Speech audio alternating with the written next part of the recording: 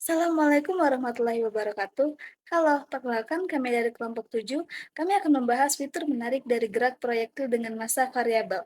Studi kasus sebuah roket dengan gaya dorong konstan. Dalam perkuliahan mekanika, bab 6 sering membahas gerak proyektil, di mana massa proyektil dianggap konstan dan gaya eksternal hanya gravitasi dan hambatan udara. Namun, bagaimana jika proyektil itu adalah roket? Masanya berkurang seiring waktu karena konsumsi bahan bakar. Ini mengubah secara fundamental persamaan geraknya, memperkenalkan konsep gaya dorong atau thrust. Mari kita bedah lebih dalam berdasarkan penelitian oleh Vladimir Ivchenko yang membahas topik ini. Segmen 2, persamaan massa linear.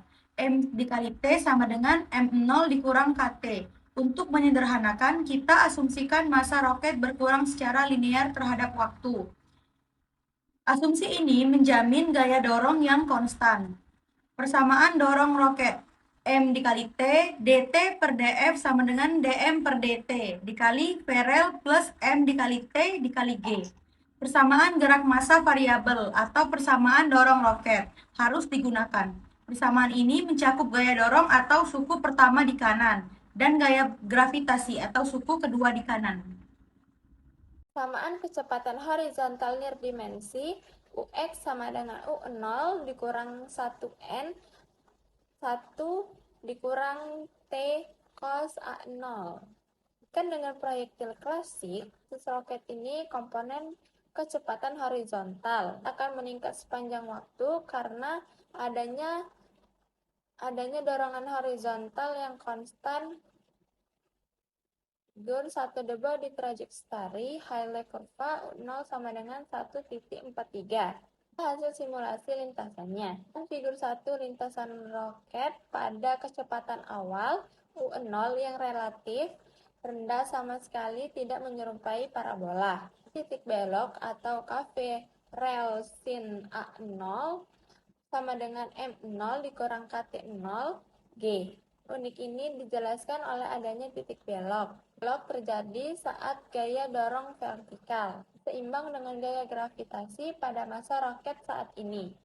Ilustrasi konseptual tampilan visual A-shape. Jika kecepatan awalnya sangat kecil, roket dapat mengalami fase turun dan naik kembali, menciptakan lintasan berbentuk S dengan dua titik ekstrem. Hal ini terjadi karena gaya dorong vertikal awalnya kalah dari gravitasi, namun akhirnya menang karena massa berkurang, atau sama dengan beta dikali W dari kurung buka negatif beta dikali eksponensial U 0 minus beta kurung tutup lalu ditambah beta. Waktu untuk mencapai titik ekstrem ini ditemukan dengan menyelesaikan persamaan kecepatan vertikal dengan 0. Solusinya melibatkan fungsi khusus yaitu fungsi W Lambert. Syarat ekstremum berbentuk S-shape U0 lebih kecil dari beta dikurangi logaritma natural beta dikurangi 1. Eksistensi S-shape ini bergantung pada kecepatan awal U0. Kedua ekstremum, titik maksimum dan minimum, hanya ada jika U0 lebih kecil dari nilai batas ini. Artinya, bentuk lintasan S hanya muncul saat kecepatan awal memenuhi syarat tersebut. Kontras lintasan, perbandingan parabola PS S-shape. Studi ini penting karena menunjukkan perbedaan mendalam antara gerak proyektif klasik atau massa konstan dan lintasan roket massa variabel. Pada kasus massa variabel seperti roket, lintasannya bisa berbentuk S-shape, bukan parabola seperti pada kasus klasik. Relevansi akademik teks cocok untuk tingkat sarjana. Topik ini memperluas pemahaman tentang dinamika dan sangat cocok untuk kuliah mekanika klasik tingkat atas atau proyek sarjana karena membahas konsep yang lebih kompleks seperti massa variabel dan syarat ekstremum.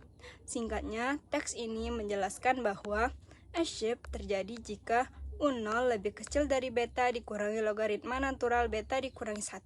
Fenomena ini muncul pada gerak dengan massa variabel, misal roket, dan topik ini relevan untuk pembelajaran tingkat universitas atau sarjana.